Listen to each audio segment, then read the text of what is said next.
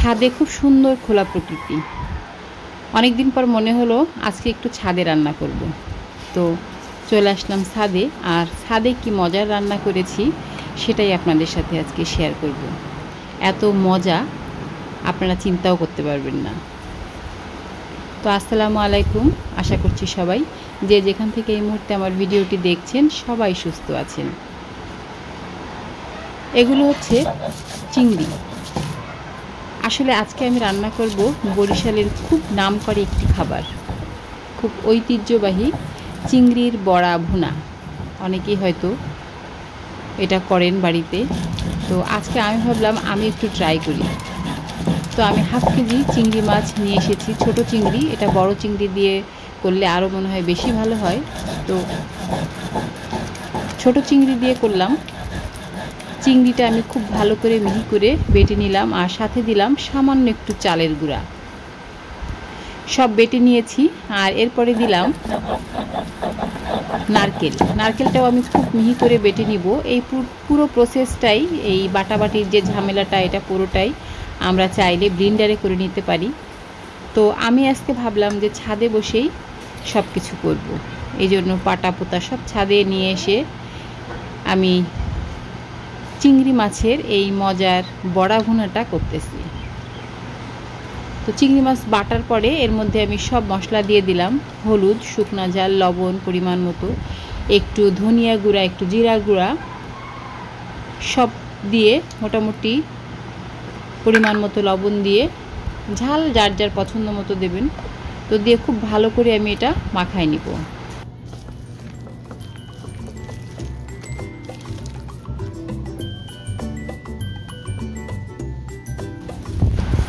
মাখানো কিন্তু শেষ।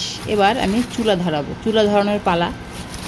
তো দেখতে পাচ্ছেন আমি ইট পাতায় দিয়ে চুলা বানিয়েছি।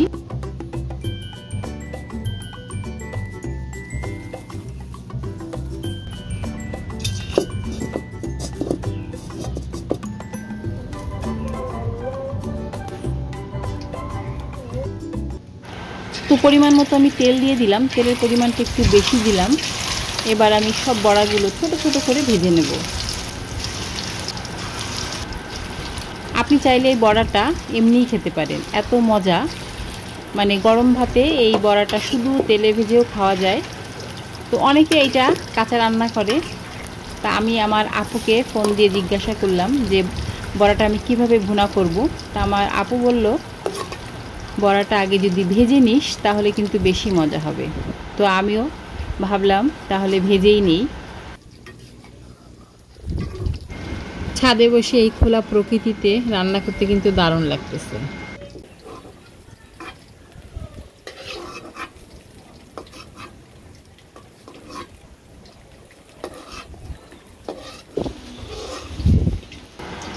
আমাদের কিন্তু বড়া ভাজা শেষ, এবার রান্নার পালা।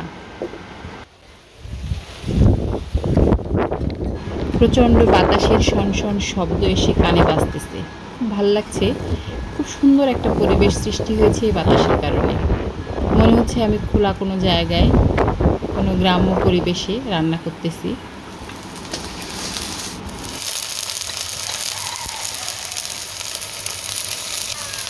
পেঁয়াজ বাটার সাথে কিছু আস্ত পেঁয়াজও আমি দিয়েছি, কুচি করা পেঁয়াজ। আর সাথে দিয়ে দিচ্ছি মশলা। এখানে রসুন বাটা, হলুদের গুঁড়া, ঝাল যার যার পছন্দ মতো, একটু ধনিয়া গুঁড়া, সব মশলা দিয়ে আমি খুব ভালোভাবে এটা কষাই নিব। মশলা যত ভালো কষানো হয় রান্না কিন্তু তত মজা হয়। আর চুলায় রান্নার মজা কিন্তু অন্যরকম। তো যাই হোক, দিয়ে দিলাম নারকেল বাটা। এবার নারকেল বাটা সহ মশলা সহ খুব ভালো করে আমি তেল ওঠা পর্যন্ত খুব ভালোভাবে কষাই নিব। তো ভালোভাবে কষানোর জন্য আমি সামান্য আরেকটু পানি দিয়ে দিলাম, যতক্ষণ না পর্যন্ত এই রকম যেভাবে দেখতে পাচ্ছেন ঠিক এই পর্যায়ে যখন তেলটা ফুটে ফুটে উঠবে সেই পর্যন্তই আমরা এটা কষাতে থাকব।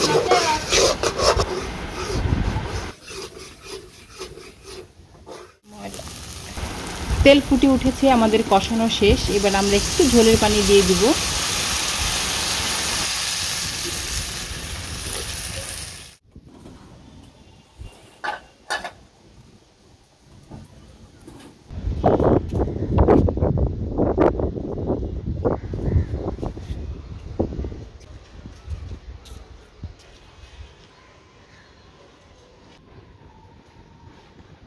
ঝোলের পানিটা যখন একদম ফুটে উঠবে তখনই আমরা আমাদের বড়াগুলো, ভেজে রাখা যে বড়াগুলো সেগুলো আমরা দিয়ে দিব এবং খুব আলতো হাতে হালকাভাবে নাড়াচাড়া করে এটাকে ডুবিয়ে দিয়ে ঢেকে দেবো এবং খুব ভালোভাবে জাল দিতে থাকবো। মাঝে মধ্যে হালকা একটু নেড়ে দিব। আর এরপর যে আপনি কিন্তু চেক করে দেখতে পারেন যে আপনার লবণ ঠিকঠাক হয়েছে কি না। যদি না হয় একটু লবণ দিয়ে নেবেন।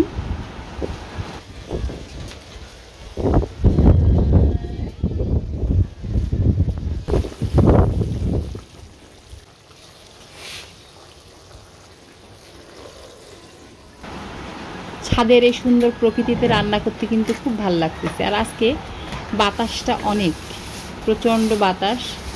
তো বাতাসের মধ্যে রান্না করতে আমার কিন্তু একদম কষ্ট হয়নি, খুব ভালোই লাগলো। দেখতে পাচ্ছেন আমার ছাদের যে গাছপালা এগুলো প্রচুর দুলতেছে। আর এই যে রান্না কিন্তু আমার প্রায় শেষ, আলহামদুলিল্লাহ। কালারটা দেখেই বোঝা যাচ্ছে অনেক মজা হবে ইনশাল্লাহ। আমার দেখেই তো খেতে ইচ্ছা করতেছে। তো এই টাইপের চিংড়ি ভুনা করলে মাংসের থেকে কিন্তু বেশি মজা হয়। এর মাত্র 2 পিস চিংড়ি বড়া দিয়ে আপনি কিন্তু পুরো ভাতটা খেয়ে নিতে পারবেন। না বললে কেউ বুঝবেই না যে এটা চিংড়ির বড়া ভুনা করা। তো চাইলে আপনারাও একটু ট্রাই করে দেখতে পারেন। আমার কাছে খুব ভালো লাগলো ছাদে বসে চিংড়ির বড়া রান্না করতে। তো আজকে এই পর্যন্ত। সবাই ভালো থাকেন, সুস্থ থাকেন। আল্লাহ হাফিজ।